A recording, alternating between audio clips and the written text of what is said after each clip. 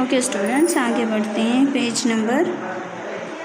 Page number हम 2 पे आ गए हैं। तो देखिए कौन से 2 भागों में डिवाइडेड है, तो natural heritage of India and cultural heritage of India, ये 2 पार्ट में डिवाइडेड है। फर्स्ट ऑफ ऑल हम देखेंगे नेचुरल हेरिटेज ऑफ इंडिया क्या है। तो the result of close relationship between nature, environment and human life is natural heritage. इंसान का और कुदरत की बनाई जो चीज़ें हैं उनके बीच का जो क्लोज रिलेशन यानी कि नज़दीकियाँ जो होती है उसे हम कहते हैं natural heritage. Natural heritage of India is unique and varied. अपने भारत का जो नेचुरल हेरिटेज है वो काफ़ी यूनिक और वेरिड यानी फैला हुआ, और यूनिक यानी एकदम अनोखा। It includes features like mountains, forest, deserts, rivers, streams, seas, trees, plants, creepers, flowers, leaves, insects and varied landscapes, wide ranges of minerals, vegetation, plants and animals।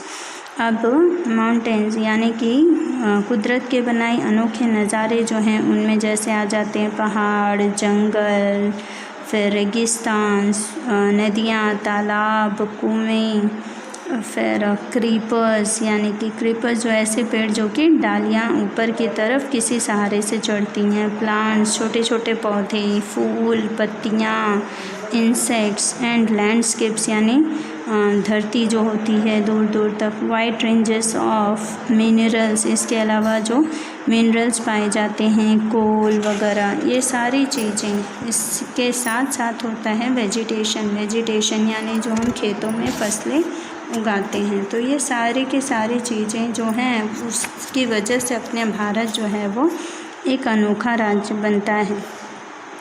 We are the children of nature, so it has made a beautiful arrangement for our food, water, fresh air and dwelling to cater for our needs.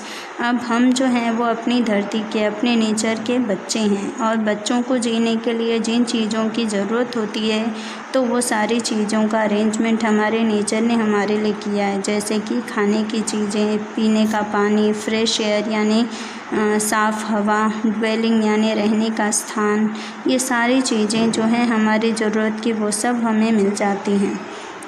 We treat nature with respect and faith, और इसीलिए हम अपनी कुदरत के बनाए इन नज़ारे को respect करते हैं और इनके ऊपर फेथ रखते हैं। फेथ यानी विश्वास करते हैं। The examples of our close relation with nature are stories of Panchatantra and Jataka tales of Buddhist religion. अब इन्हीं सारी चीज़ों को स्टोरी के माध्यम से भी बताया गया है कि कितनी इसमें सच्चाई है। जैसे पंचतंत्र और जतका टेल जो कि बुद्धिस्ट रिलीजन में लिखी गई थी किताबें, इनमें भी अपने नेचर के ऊपर ही सब कुछ बताया गया। Our classical and folk music and several ragas are based on prahar.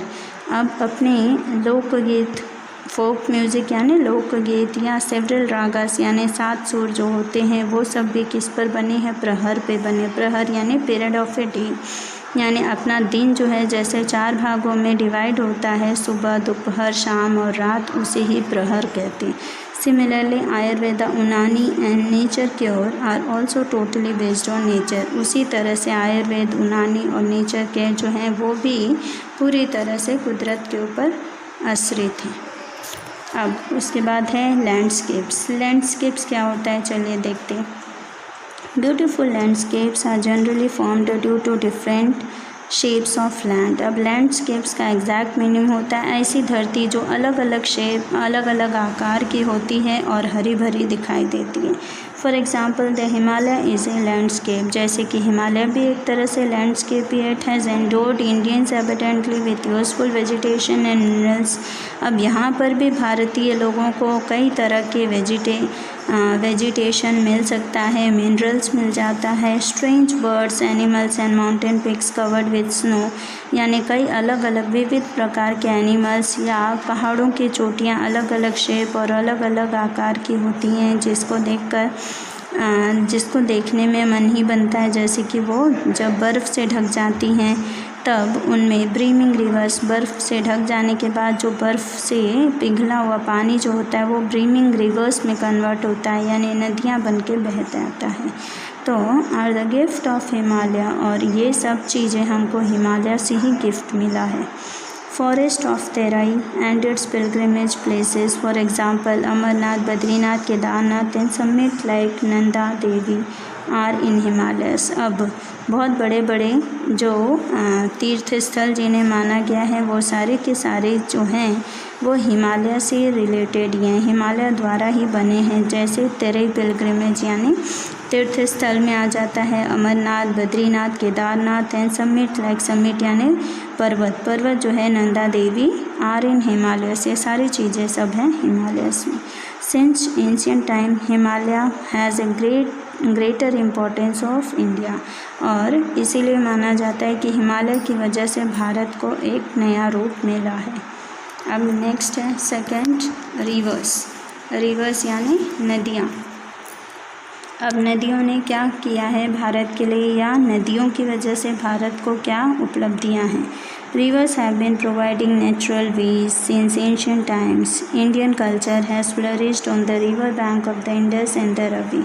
अब रिवर्स जो हैं उन्होंने भी अपने भारत को बहुत पुराने दौर से एक रूप दिया है। भारत का कई सारा कल्चर जो है वो इन नदियों के ऊपर भी आधारित है। जैसे bank of the Indus and Ravi, जैसे नदी जो होती हैं नदियों के किनारे, जैसे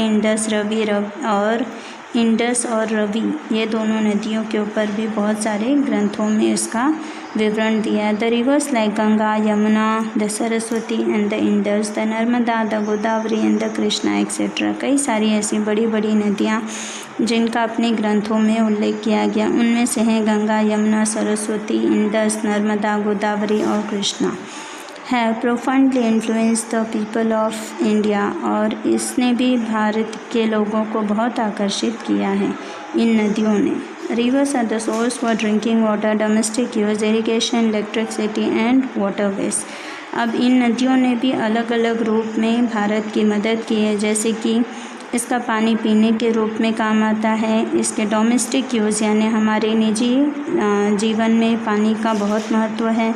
उसी तरह खेतों के लिए, फसलों के लिए भी पानी चाहिए होता है, बिजली उत्पादन के लिए भी पानी लगता है, एंड वाटरवेज, इसके अलावा समुद्री रास्ते भी बने हैं। Besides this, man was dependent on river to develop industries of clay utensils, plastering and building of houses. इसके अतिरिक्त भारत जो है वो कई इंडस्ट्रीज़ यानी बड़ी बड़ी इंडस्ट्रीज़ जो कि मिट्टी से बनी है प्लास्टरिंग के लिए, एंड बिल्डिंग ऑफ हाउसेस यानी घर, प्लास्टरिंग या फिर बर्तनों को बनाने के लिए लाई गई हैं। River water has made human life beautiful and prosperous. ये जो नदियों का पानी है इसने इंसान के जीवन को सुंदर और समृद्ध बनाया है। Landscape scenes at dawn and dusk are very fascinating on the side of river. These are the source of inspiration for artists and have enriched the lives of people by developing the aesthetic sense. अब ये जो नदियाँ हैं या जो ये पहाड़ हैं या लैंडस्केप्स हैं, इनकी वजह से हमारे भारत को और आकर्षित और उल्लेखनीय माना गया है, क्योंकि इसकी वजह से हमारे देश को और सुख और समृद्धि प्राप्त हुई है। इसीलिए भी ये सारी चीज़ें एस्थेटिक सेंस मानी जाती हैं, यानी एक ऐसा औजार मानी जाती हैं जिसकी वजह से भारत निखरा है।